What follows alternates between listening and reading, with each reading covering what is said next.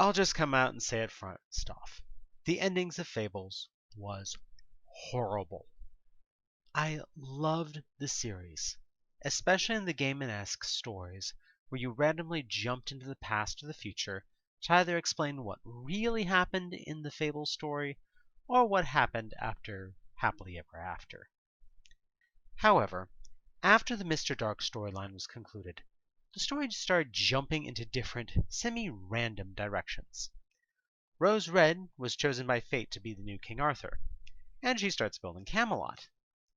Winter Wolf is chosen as the new North Wind, since her grandfather had sacrificed himself to stop Mr. Dark.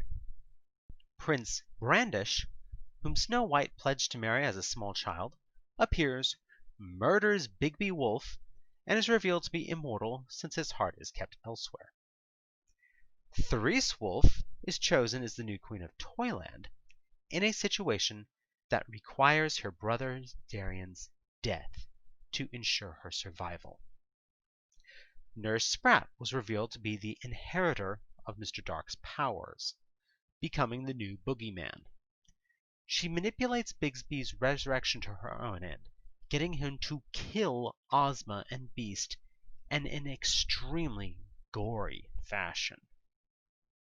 The official ending has Rose realize Sprat's treachery, unceremoniously slaughter her, learn of a curse that the family, that all sisters have to kill each other, somehow be granted a huge army by fate, while Snow White, courtesy of Winter, has support of all the gods of the winds, and they gear for battle.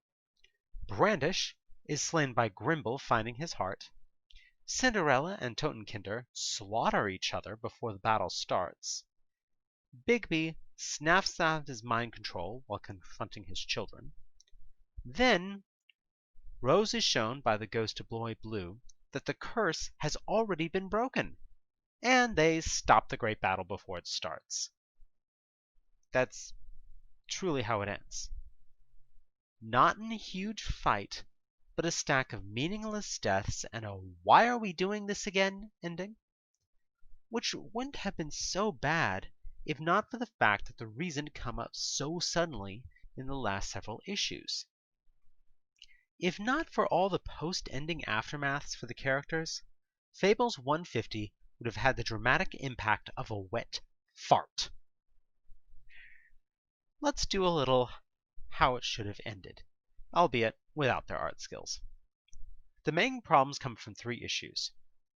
Rose Red became far too prominent, and there was no justification for her gaining so much power that she could reasonably threaten Snow White. So let's just snip that entire storyline. Secondly, major characters started getting killed off mostly for the fun of it, with no real justification, including the 2 most popular side characters and the person who had been built up as the main villain. This ended up essentially throwing years' worth of build-up out the window. Finally, the Cubs, who had been becoming more and more central in a passing the torch to the next generation theme, were almost completely inconsequential in the ending. So let's start on ending. First, when it's revealed that Bigby has come back and is under someone else's control, the first instinct isn't to confront him, but to back off and observe him. It would be foolish to confront a god-level Fable who isn't in control of themselves. And our characters aren't fools, but have centuries of experience dealing with magical threats. So, Ozma and company hit the books to try and figure out what's happening to Bigby Wolf. And while they find out, Leigh Douglas manages to slip out of their web before they discover she is the one behind this. Then our heroes give chase. Leigh, Brandish, and a mind-controlled Bigby meet for a last stand at the farm, with the 3 fighting off everyone, and Leigh sinking further and further into her Dark One persona. The immortal Brandish shrugging off everything they throw at him. Even Pinocchio comes in, wielding Blue's Vorpal Blade like a buster sword.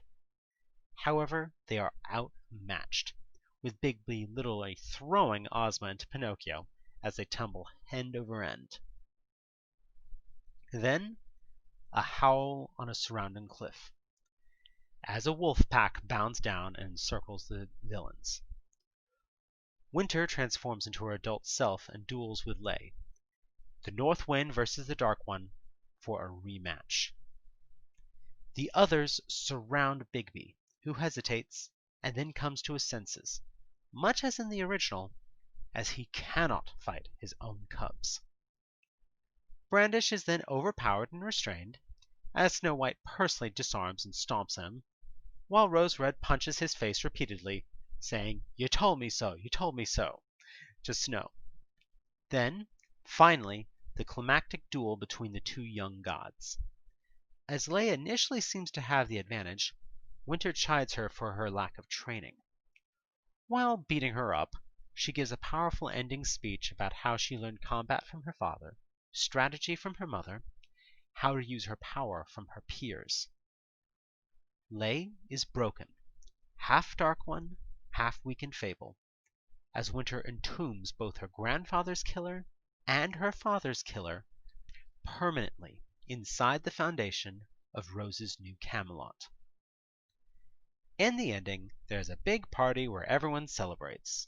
And yes, we even see Ozma sitting on Pinocchio's lap, finally getting the closure to their romance that had been built up since the very beginning of the Mr. Dark arc, and become blazingly obviously in the Supers Team storyline.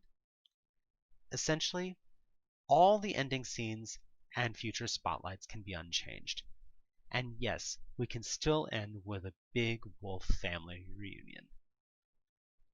In the end, all of our main characters are alive, don't do anything stupid like kill each other over a nonsense grudge, and the Cubs' growth and training arcs are pivotal to the ending, instead of it all being more or less filler after Mr. Dark died barely 3/4 of the way through the comic run.